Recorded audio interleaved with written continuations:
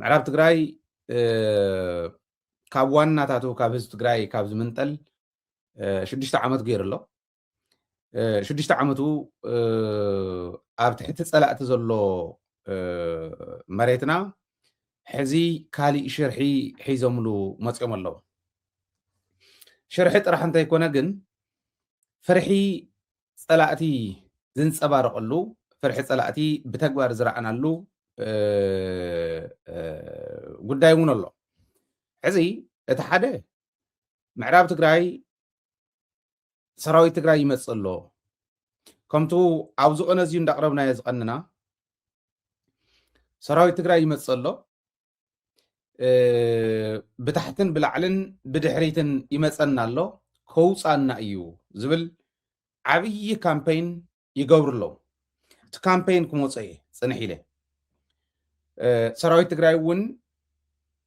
ምድላው ገይሩ ናይ ብሓቂ ትግራዋይ ዘበለ ኩሉ ምዕራብ ትግራይ ይኹን ካሊእ መሬት ትግራይ ክምለስ ኣለዎ ናብ ዋናታቱ ዝብል ኣብ ድሕሪኡ ኣሰሊፉ ደጀኑ ህዝቡ ገይሩ መሬቱ ከምልስ ዝገብሮ ምድላው እንታይ ክመስል ኣለዎ ዝብል እምበር እንታይ ይገብር ኣሎ ዝብል ኣይንጠቅስን ኢና ምክንያቱ ናህና ኣይኮነን ንሱ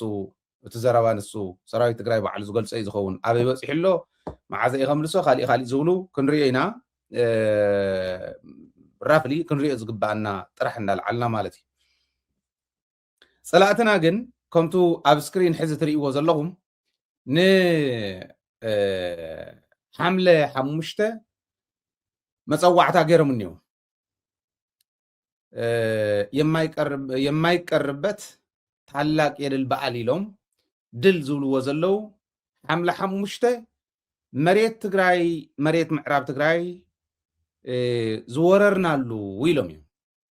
እዚ ኣብ ትሕቲ ናይ ኣምሓራ ክልል ጌርና ንገዝኦ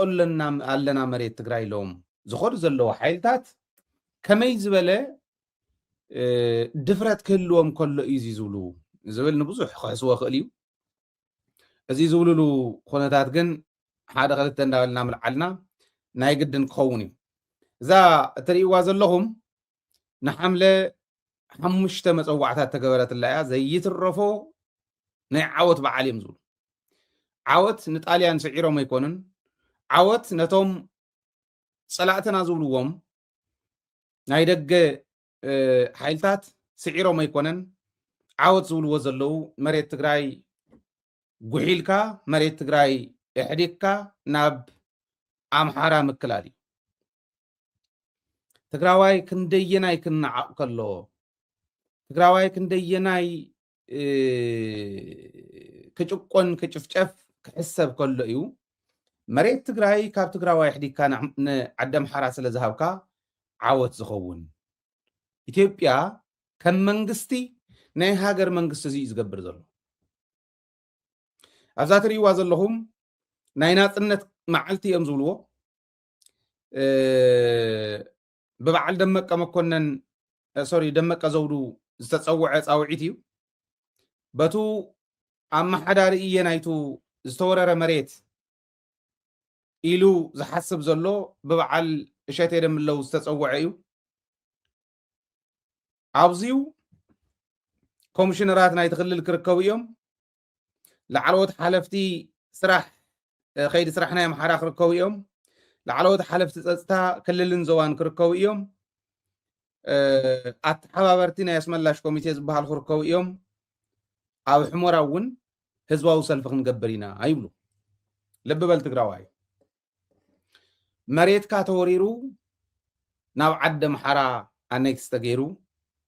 ንኣብይ ኣሕመድ ዝሕጎሶ እዚ ስለዚ ፌደራል መንግስቲ ዝበሃል ፀኒሕና እውን ክንሪኦ ኢና ሕገ መንግስቲ ናይ ኢትዮጵያ ጥሒሶም እቶም 5 ፒላርስ ዝበሃሉ ናይ ሕገ መንግስቲ ዓንድታት ዝበሃሉ ዘይጠሓሱ ጥሒሶም መሬት ትግራይ ሕዲጎም ንዓዲ ኣምሓራ ክህቡ ከለው ዝሕጎሶም እዚ እዩ ንሳቶም ፍስሓ ነጊሱሎም ይሓድር ሓጎስ ይስምዖም ካብ ትግራዋይ መሬት ሕዲጎም ንዓዲ ኣምሓራ ስለ ዝሃቡ ሕገ መንግስቲ ናይ ኣምሓራ እውን እዮም ጥሒሶም ባይዘወይ ናይ ፌደራል ጥራሕ ከይመስሎም እንተሎ ናይ ኣምሓራ ሕገ መንግስቲ ጥሒሶም ናይ ኣምሓራ ሕገ መንግስቲ ዓዲ ኣምሓራ ምስ ኤርትራ ትዳቦ እያ ዝብል የለን ምዕራብ ትግራይ መዳወቢኡ ምዃኑ ብምዕራብ ናይ ኣምሓራ ምዕራብ ትግራይ መዳወቢኡ ምዃኑ ደቡብ ምዃኑ ምስ ምዕራብ ትግራይ ዝዳወብ ምዃኑ እዩ ዝገልጽ ሕገ መንግስቲ ናይ ኣምሓራ ሕገ መንግስቲ ናይ ኣምሓራ እውን ሕገ መንግስቲ ናይ ኢትዮጵያ እውን ጥሒሶም ትግራዋይ ክጭቁኑ ከለዉ ዝሕጉሶም ግን ንምንታይ እዩ እንተኢልና ህዝቢ ትግራይ ዘለዓለማዊ ጸላኢኡ ታሪኻውያን ጸላእትና እንብሎም ቅድሚ ሕዚ እውን ዝነበረ ሕዚ እውን ዘሎ ንቐጻሊ እውን ዝዘልቕ ጸላኢ እንተሃልይዎ ዘተሓሳስባ እዚ መሬትካ እናወረድና ታሪኽካ እናወረድና ህዝብካ እናጨፍጨፍና ክንነብር ኢና ዝብል ኣተሓሳስባ እዩ ጸላኢ እዩ ሕዚ ኣብዚ ኢና ክንዓስል ዘለና ክንዲ ድላይካ ንሕወሓት ጽላእ እያ ክንዲ ድላይካ ንመራሕቲ ሕወሓት ጽላእ እዮም ክንዲ ድላይካ ኣፈላላይ ይሃለኻ ኣብ ልዕሊኻ ቸቸ ኢሎም መሬትካ ወሪሮም ጥራሕ ኣይኮነን መሬትካ ምውራሮም ከም ዓወት ገይሮም ዓመታዊ ዘኽብርዎ ኣብ ልዕሊኻስ ዓመታዊ ከበሮ እንዳወቅዑ ቸቸ ዝብሉ ኣብ ልዕሊ መቃብር ስድራኻ ኣብ ልዕሊ መቃብር ህዝብኻ ቸቸ ዝብሉ ጸላእቲ ክህልው ከለዉ ምንባር እንታይ ማለት እዩ ሕዚ እዚኡ ክንገሮ ዘለዎ እቲ ኣዲስ ኣበባ ዝሃድም እቲ ኣዲስ ኣበባ ኮይኑ ሞኒሃንዶ ምዕራብ ትግራይ እንተምሊሶማ ዝብል ናይ ጻድቃን ናይ ጌታቸው ሓሽከር እዚኡ ክንገሮ ዘለዎ ሰብ ክነብር ከሎ ሕልንኡ ሙሉእ ኮይኑ ክነብር ክኽእል ኣለዎ ሕልናና ሙሉእ ኮይኑ ተሓጒስና እንሕልፎም በዓላት ተሓጒስና እንሕልፎም መዓልትታትን ሰሙናትን ኣዋርሕን ዓመታትን ክህልው እንተኮይኖም ኣብ ልዕሊና ዝተሰቐለ ጸላኢ ክወርድ ክኽእል ኣለዎ ተኮይኑ ብሰላም ይውረድ ተዘይኮይኑ ብሕጊ ይውረድ ተዘይኮይኑ ግን ብሓይሊ ይውረድ ብሰላም መኪርና ኢና 3 ዓመት ሙሉእ ተሳቂና ኢና 3 ዓመት ሙሉእ ተሸኪምና ኢና ብናይ ባዕልና ጸላእቲ ብናይ ባዕልና ሓሻኽርና ይዞ ሓይሊ እዚዩ እንታይ ተረፈ ብሰላም መኪርና ተዓብዩ ሕገ መንግስቲ ይከበር ኢልና ጨርሒና ሕገ መንግስቲ ይከበር ኢልና ለሚና ሕገ መንግስቲ ይከበር ዝብል ውዕል ብሕገ መንግስቲ መሰረት ፍትሕዎ ዝብል ውዕል ፕሪቶርያ ፈሪምና ብሕጊ እውን ኣብዮም ስለዚ ደገን ውሽጥን ዘለኻ ትግራዋይ ከመይ ጌርካ ኢኻ ነዚ ሕዚ ትርእይዎ ዘለኹም ኣብ ልዕሊና ዝጭፈር ዘሎ ጭፈራ ክገብርዎ ድዮም ይገብርዎን ክንመፆ እንዲና ክንሪኦ እንዲና ክዘልቅዋ ድዮም ይዘልቅዋን ክንሪኦ እንዲና እንታይ ኢና ክንገብር ዘለና ዝብል እውን ክንማኸረሉ እንዲና ግን ተመልከት እዚ ሕዚ ትሪኦ ዘለኻ ኣብ ልዕሊኻ ዝህረም ዘሎ ከበሮ እዩ ኣብ ዳስ ሓዘንካ ዝጭፈር ዘሎ ጭፈራ እዩ ንዕቐት እዩ ንዕቐት መንእሰይ ትግራይ ንዕቐት መሪሕነት ትግራይ ንዕቐት ትግራዋይነት እዩ ትዕግስቲ ትግራዋይነት ናብ ንዕቐት እንተቆፂሮሞ እንታይ ክግበር ኣለዎ ዝፈልጥ ትግራዋይ እዩ ብዝኾነ ኣብዚ ኢና ክንሰርሕ ዘለና እዩ ተዋና ነገሩ ንምንታይ ኢና እቲ ኣተሓሳስባ ኢትዮጵያ ሒዛቶ ዘላ መንግስቲ ኢትዮጵያ ሒዝዎ ዘሎ ኣተሓሳስባ ጸላኢ እዩ ንብሎ ታሪኻውያን ጸላእትና እንብሎም እቶም ኣብይ ኣሕመድ ስታትዩት ሰሪሑ ቅርፂ ቀሪፁ ዘለዓለሞም ኣብ ልዕሊ ትግራይ ቸቸ እንዳበሉ ዝመፁ መራሕቲ ብቅርፃ ቅርፂ ቅሚጦም ቅድሚ የቅሚጥዎም ዘሎ ኣብ ልዕሊ ትግራይ ከማኹም ቸቸ እንዳበሉ ክኸይድ ኢሉ ትግራዋይ ከመይ ይቕልዱ ኣለኹም ዝነበረ ፓርላማ እውን ርኢኹም ተራ አንደኛው መጥረቢያ ነው ሌላኛው እንጨት ነው መያዣ ነው ከኋላ ያለው ሌላ ነው ህዝብ ትግራይን ህዝብ ኤርትራን መጽረብን ዕንጨይት መትሓዝ ሓኽልን እዮም ስለዚ ሓኽልን መጽረብን ዝሕዞም ሰብ ስለ ዘሎ ብድሕሪት ኮይኖም ዝላኣኹ እዮም ትግራዋይን ኤርትራውን ባንዳ ኢሉ ዝጸርፍ ባንዳ ክትርኢ ከለኻ ባንዳነቱ ብተግባር ክተሪኦ ናይ ግድን እዩ ትግራዋይን ኤርትራውን ሓቢሩ ኣምሓራ የለ ካሊእ የለ ኣተሓባቢሩ ነዚ ስርዓት እዚ ንሓደ ንመጨረሻን ግዜ ተሳሓትና ኣሎም እንታይ እዮም ፍትሕሉፍ ንሓደ ንመጨረሻን ግዜ ከም ዝበለ ስርዓት ተጸሪጉ ክኸይድ እንድሕር ኮይኑ እንታይ ክንሓስብ ኣለና ዝብል ክሕሰበሉ ክኽእል ኣለዎ ባይ ዘ ወይ ገሊኡ ስስዐ ኣግዲዕዎ ገሊኡ ብቀይሚ ተዳሂሉ ገሊኡ ብተስፋ ስልጣን ወይ ብወንጀል ተዳሂሉ እንተዘይኮይኑ እዚኣ ንባዕላስ ውርደት ደይኮነትን መሬት ትግራይ ወሲድናስ ቸቸልና የለና በቃ እኮ ናጽነት ይብለካል ብሕገ መንግስቲ ክምለስ እዩ ብፕሪቶሪያ ክምለስ እዩ እንዳልካ ክትቅልድ እንድሕር ኮንካ በዓልካ ኢኻ ትቅልድ ዘለካ ካብዚኣ ንላዕሊ ካሊእ መርቱዕ እንታይ ኢኻ ትደሊ ኣንታ ኣዲስ ኣበባ ኺድካ ፖለቲካ ይፃወት ኣለኹ ኢልካ ትፃወት ኣብ ልዕሊ ኢኻ በዓልካ ትፃወት ዘለካ ትግራዋይ ካብዚ ሕዚ እትሪኣ ዘለካ ንላዕሊ ካሊእ መረጋገፅታ የድልየካ ዝለቅልካ ኣይኮኑን ብሕገ ይለቀልካን ብልመና ይለቀልካን ብሰላም ይለቀልካን እንታይ ይግበርዳ ኣብ ውሽጢ ናብ ደገን ዘሎ ትግራዋይ ነዞም መሬት ወሲዶም ሓድነቱ እንዳላሕልሑ ከም ድላዮም ገይሮም ክፃወተሉ ዝደልዩ ፀላእቲ ከም ድላይ ገይሩ ክፃወተሎም ዝኽእለሉ መንገዲ ከመቻቹ ክኽእል ኣለዎ እያንያታ መንገዲ ኢና ክንመኸረላ ዘለና እምበር ንሱት መንገዲ ንሱ መማረፂ ምዃኑ እንተጠፊኡካ ትግራዋይነትካ ክሒድካ ኣለካ ማለት እስኪ ጌታቸው ብፕሪቶሪያ ይብል ኣሎ ኣያን ፕሪቶሪያ ነዛ ናይ ናፅነትና እዩ ኢሎም የማይቀርበት ታላቅ የድል በዓል ዓወቱ ዓወት ኣይኮነን ኢሉ ዓወት እንድሕር ኮይኑ ትግራዋይ ምሕዳግ መሬት ትግራይ ምውራር ዓወት እንተኮይኑ ዓወተይ ደርብየ ከደልካ እየ ዝብለካ መን እዩ በየናይ ናይ ፕሪቶሪያ ውዕል ኢኻ ክትወስዶ ኣየናይ መተዓረቂ እዩ መፂኡ ክወስደልካ ኣየናይ ሸምጋሊ እዩ መፂኡ ከውፃልካ ምን ከውፃልካ ኢኻ ትፅበ ምን ይውፅኦ ናይ ዓወት በዓል ይብለካ ኣሎ ብሕገ መንግስቲ መሰረት እንተልካኒ ሕገ መንግስቲ እኮ 5 ፒላርስ ዝበሃሉ ጥሒሶሞ ሕገ መንግስቲ ባዕሉ ተጣሒሱ እዚኣ በዓል ሕገ መንግስቲ ምጣሓስ እያ ምክንያቱ ኣምሓራ ክልል መዳውብቲ እዩ ምስ ምዕራብ ትግራይ እዩ ዝብል ሕገ መንግስቶም ናይ ኣምሓራ እዩ ዝብል ስለዚ ዓርስኻ ትሽውድ ዘለካ እውን ብህልኽ ህወሓት ኣብ ዘለሉ ክስዕር የብሉን ኢልካ ምስ ህወሓት ተሃላሊፍካ መሬትካ ትሸይጥ ዘለካ እውን ብቀይሚ ትኸይድ ዘለካ እውን ወንጀል ሰሪሐ እሞ እንተተመለስኩ እውን ኣይሕዝንን ኢልካ ኢትዮጵያዊ ክትከውን ግዙእ ናታቶም ክትከውን ትኸይድ ዘለካ እውን ሕሰብ እያ ሕዚ ናፍቲ ሰራዊትና ከዓ ንምሳእ ሰራዊት ትግራይ ምድላው ወዲ እንታይ ንክገብር ቁፅሪ ሓደ ኩናት ንኸተርፍ ምዕራብ ትግራይ መሰረት ገይሩ ካልኦት እውን መሰረት ገይሩ ትግራዋይ ናይ ምጥፋእ ድልየቶም መሰረት ገይሮም መፅኦም ኣብ ልዕሊ ትግራይ ክኸፍትዎ ዝኽእሉ ጦርነት ንምትራፍ ሰራዊት ትግራይ ምድላው ወዲ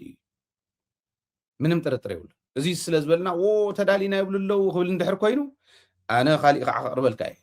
ናታቶም ከቕርበልካ እየ እንታይ ይብሉ ኣለዉ ንባዕሎም እንታይ ይብሉና ኣለዉ ንዓና ክትሪእዎ ምእንታን ከቕርበልኩም እየ እዚኣ ግን ኣብ ሕልናኹም መስፍርዋ ምዕራብ ትግራይ ስለ ዝሕደግናስ ናይ ዓወት በዓልና ኢሎም ምዕራብ ትግራይ ዝሕደግሉ መዓልቲ ናይ ዓወት መዓልቲ ኢሎም ከኽብሩ ይኸዱ ከም ዘለዉ ክትርእዩ ለይ ስለ ዝደለኹ እዩ እዚኣ ኣብ ሕልናኹም ሓዝዋ ማንም ትግራዋይ ኣብ ሕልኑ ይሓዛ ብገንዘብ ዝሕግዝ ብገንዘብ ክሕግዝ ብጉልበት ዝሕግዝ ብጉልበቱ ክሕግዝ ኣትዩ ንፀላእቲ ደኳዕኳዕ ዘብል ኣርዑት መግዛእቲ ህዝብና ይግዛእ እንዲ ዘሎ 40% መሬትና እኮ ኣብ ትሕቲ ገዛእቲ እዩ ዘሎ ኣብ ትሕቲ ወረርቲ እዩ ዘሎ ነዚ ሰባቢሩ ነፃ ዘውፅእ ሰራዊት ትግራይ ፖለቲካና ክስተኻኸል ምዃኑ ብምእማን ፖለቲካና ክስተኻኸል እንተዘይክኢሉ እውን ከስተኻኽሉ ዝኽእሉ ሰባት ክንእትኾም ምዃንና ብምእማን ክንከዶ ኢና እዚ ሕልናኹም ሓዝዎ ሰራዊት ትግራይ ግን ድልው እዩ ትግራዋይ ድልው ዲኻ ኣብ ጎኒ ሰራዊትካ ክትስለፍ ዲኻ ኣብ ጎኒ እቲ ሓየት ሰራዊት ትግራይ ይትረፍ ደገጢሙ ገና ብሽሙ ንፀላእቲ ዋይ ዋይ ዘብሎም ብማዕዶ ሕዚ ዘብሎም ዘሎ ረኣዩ ሓዚኖሙልና ኣይኮነን ነታ ዝተረፈት መሬት እውን ኣብታ ዝተረፈት መሬት ተጋሩ ኮይንና ብዲፋክቶ ስቴትነት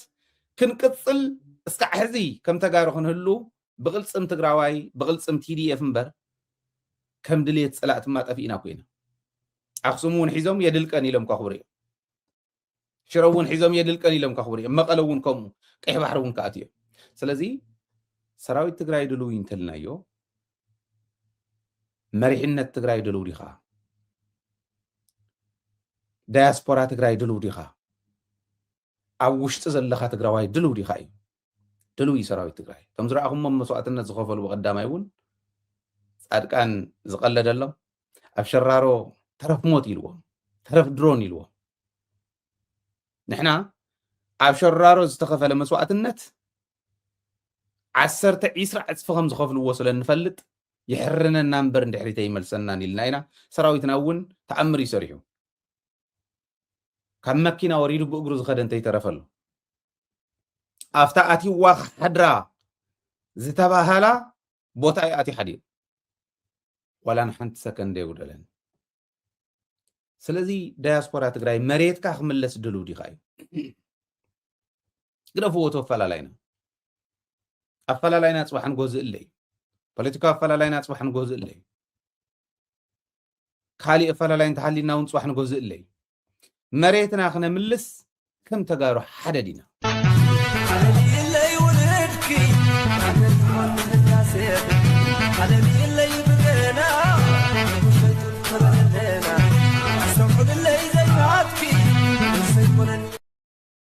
إذا حزي تريو زلهم سراويت نبينو توصحو تقراواينت يلا معرية تقراواينت مسايلة توصحو مساخات توصحو مساخات توصحو دلو أدينا ገንዘብ ዘለዎ በገንዘብ ሐሳብ ዘለዎ በሐሳብ ሰሚርና እንተና ዓሰ መሬትና ስካዕና ምለስ ሰሚርና ንኺድ ድሕሪኡ ዘሎ ገዛና ዓጺና ክንማጎተሉ ኢና ይና የዋፅን ትግራይ ዝብል ብርግጽ እግረ መንገድና እንዳሰርሕና ንኸይድ እውን ብዙሕ እዩ ግን ትግራዋይ ድለው ዲኻ ናተይ ሕቶ እዩ ሰራዊት ትግራይ ይመፀና ኣሎ ይብሉ ኣሎ ሕዚ ተባዕል እውን ክገብርዋ ድዮም ይገብርዋን አይፈልጥን ኦፕሬሽን ክካየድ ዲሹ ኣይካየድን አይፈልጥን ክንሪኣ ግን ኢና حملة أب حمورة سلف خبر يبل له كن رأينا درون شعبي دين كذا درون تي دي اف دين كذا كن رأينا تبعال زخبرو حلفتن استناي بوليتيكان حلفتي كم زركو تنغير له كركو ديوم اب اخن ريومينا يجهر يكون كن زلخو بتغبار يزبلكم زلخو قدمي دي خطحز دحريري خطحز شعو اوبريشن ككايد ديو تمو بعد خدو جهرنيا تاع مريت تግራይ كقلدو ام مريت تግራይ ቸቸይሎም ኣብ ልዕሊ ትግራዋይ ኣብ ልዕሊ ዳስ ሓዘና ኣብ ዳስ ሓዘና ክጨፍሩ ዝኸዱ ሰባት ክምለሱ ድዮም በፂሖም ክምለሱ ድዮም ምዕራብ ትግራይ ኣብ ምዕራብ ትግራይ ከምቱ ዝቕልዱ ከምቱ ዝሓስብዎ ዘለዉ ቀሊዶም ክምለሱ ድዮም ክንሪኦ ኢና ቀሊል እዩ ነኖ ዓለም ፈረኽረኽ ኣብ ዝበሉሉ እዋን ደመቀ ዘውዱ እኮ ትግራዋይ ክፈልጥዎ ኣለዎ ከም ደመቀ ዝበሉ ባንዳታት ናብ ትግራይ መምለሲት መንገዶም ዝያ ታሪኻዊ ኦፕሬሽን ሰሪሖም መምላስ እያ ደመቀ ዲ ክሰርሓ ካሊእ ሰብ ዲ ክሰርሓ ክንሪኣ ኢና በመሓርኛ እውን ክንመፆም ኢና ክንነግሮም ኢና ምክንያቱ ኣይተነገርና ነርና ከይብሉ ሓስክ ሕዚልካ ግጥም እውን ስለ ዘሎ ሓደ ግዜ ክንሪኣ ኢና ስለዚ ብዋናነት ትግራዋይ ግን ይመፀና ኣሎ ዝብል ፍርሒ ግን ኣለዎ ናይ ብሓቂ ኣብ ምዕራብ ትግራይ ዘሎ ሰራዊት ናይ ኢትዮጵያን ናይ ደመቀ ዘውዱ ምልሻን ናይ ኣምሓራ ክልል ፀጥታ ሓይሊ ኣድማ ብተናን ካሊእን ተባሂሎም ኣሚኖም ናይ ብሓቂ ክርከቡላ ድዮም ክንሪኣ ኢና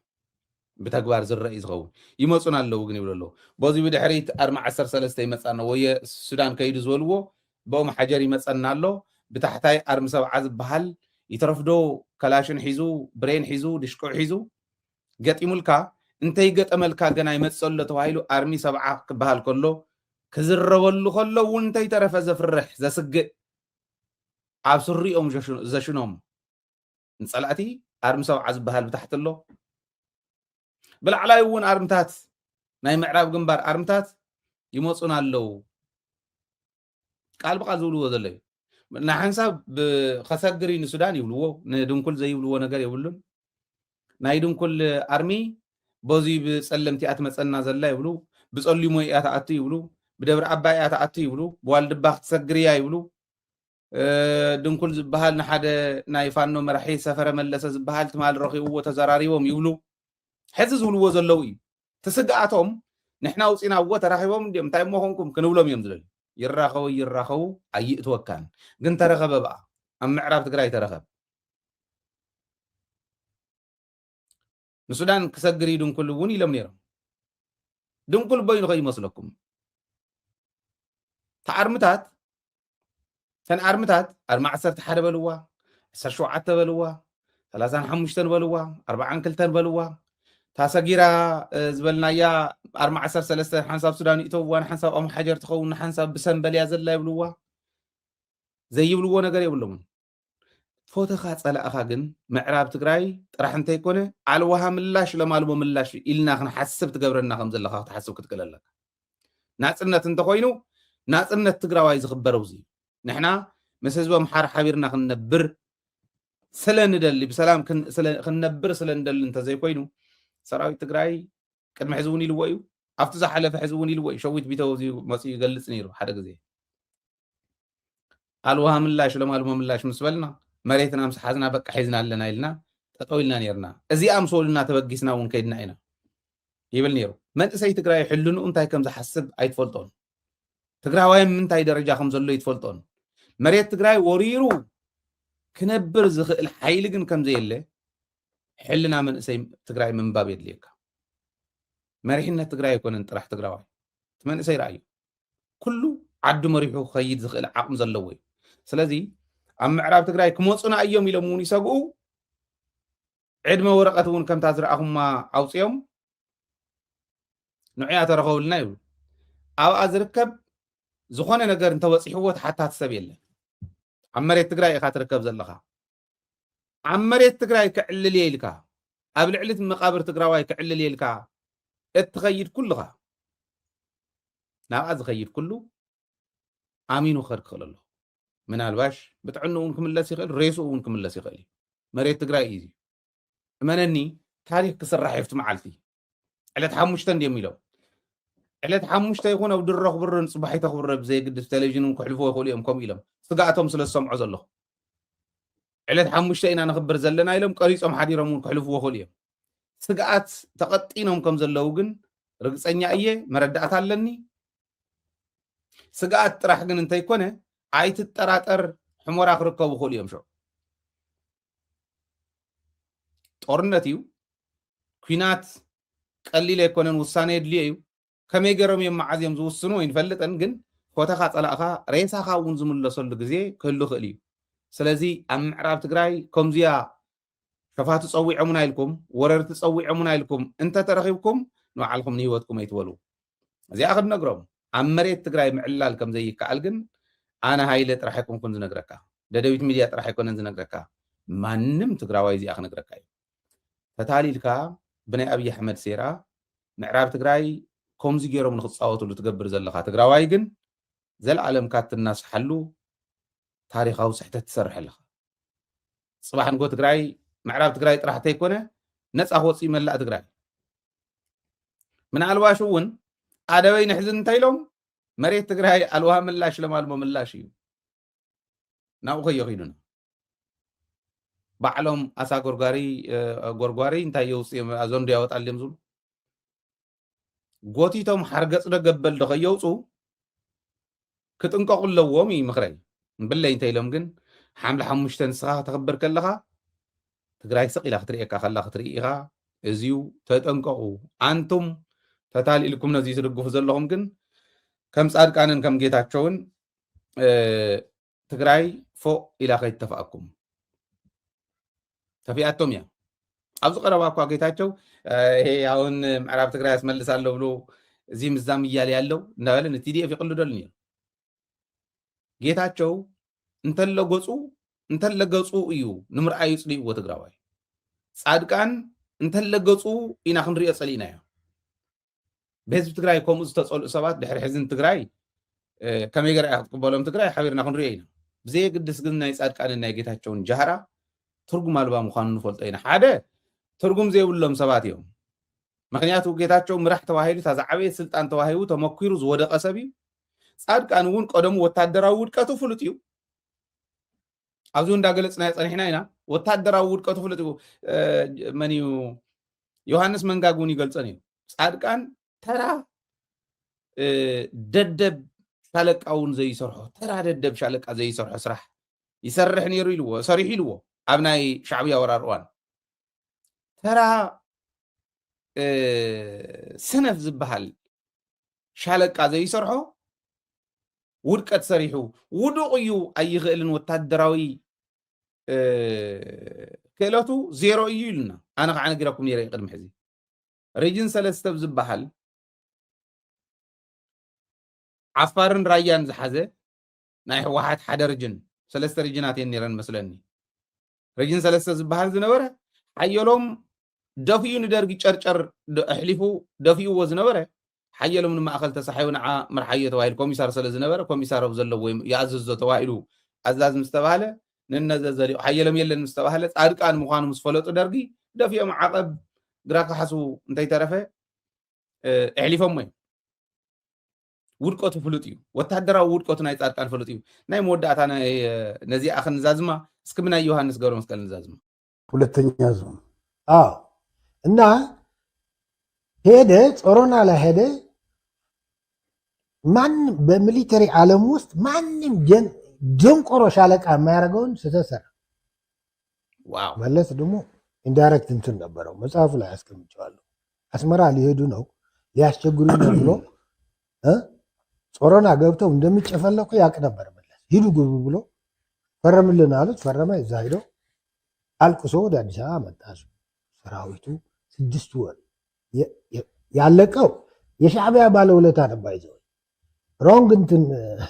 የተሳሳተ እንትን ሄደ ለጠላት የሚበላ ነገር ከሰጠው አሸናፊ ካረከው በአንድ የውጊያ ግንባር ባለውለታ ነው እና እዛ አልቅሶ ሰራዊትን አስበልቶ መጣ ከዛ በኋላ መጨረሻው ላይ ከመንግስት እውቅና ውጭ ለታደሰ ፍሎጦሮች ይዘ ወደ ቡሬ ሄድ ብሎ ባጫ ብዙ ጊዜ የሚያወራው እዛ ሄዶ አስበሉት ዝም ብሎ ይሄ ነው የጻድቃን ውጊያው ነው ጻድቃን ማለት እዚዩ ተራ ደንቆሮ ሻለቃ ዘይገብሮ ስሕተት ዝሰሓሓት ናይ ውግእ ክእለቱ ዜሮ ዝኾነ ናይ ፖለቲካ ክእለቱ እውን ካብ ተንኮል ወፃኢ ካሊእ ተኣምር ዘይብሉ ፖለቲካ ተንኮልያ ኢሉ ዝሓስብ ሙኻዕ ኩሉ ግዜ እንዳወደቐላ እንዳተወረዳላ ዝኸይድ ክንዲ ወረጦ ዝኾን ሰብኣይ ክንዲ ወረጦ ትኾን ተሓሳስባ ሒዙ ህዝቢ ዘውድእ እንተዘይኮይኑ ምዕራብ ትግራይ ከየምልሱስ በዚሁ ብዓፋርን ብራያን ንሓዞም ኢሉ መናእሰይ ትግራይ እናቐቀለ ምንባር ክንደየናይ ከየኺዶ እቲ መንእሰይ እውን እንዳነቕሓሉ ስለ ዝኸደ ኣብ ምንታይ ክንራኸብ ከም እንኽእል ምስኦም ንፈልጥ ኢና ኣብ ናይዚኦም ናይ ውድቀት ከይዲ ዘለኹም ግን ተመለሱ ምዕራብ ትግራይ ክምለስ እዩ ኣብ ቀረባ ክምለስ እዩ ጸለምቲ ክምለስ እዩ መሬት ትግራይ ረጊፅካ ኣብ መሬት ትግራይ ቸቸልካ ምንባር ኣይከኣልን እምብለ ኢሎም በብግዚኡ ዝመፁ እንተኮይኖም ግን ምናልባሽ ተከዘ ብዝመልኣሉ ቁፅሪ ካሊእ ሴራ ንምስራሕ ዝምኩር እንተኮይኖም ግን ኣልዋሃ ምላሽ ለማሉ መምላሽ መሓዝ ናይ ግድን ክኾን እዩ ስርዓት መሓዝ ኣድላይ እዩ ኣደብ መሓዝ ኣድላይ እዩ ክብለለ እየ እዚዩ ኣብ ጎኒ ሰራዊትና ጠጠው እንተኢልና ከም ተጋሩ ደገ ዘሎ ዳያስፖራ ብገንዘብ ክሕግዝ ዝኽእል ብገንዘብ ብዲፕሎማሲ ዝሕግዝ ብዲፕሎማሲ ተወዲብና ክንሰርሕ እንተዘይክኢልና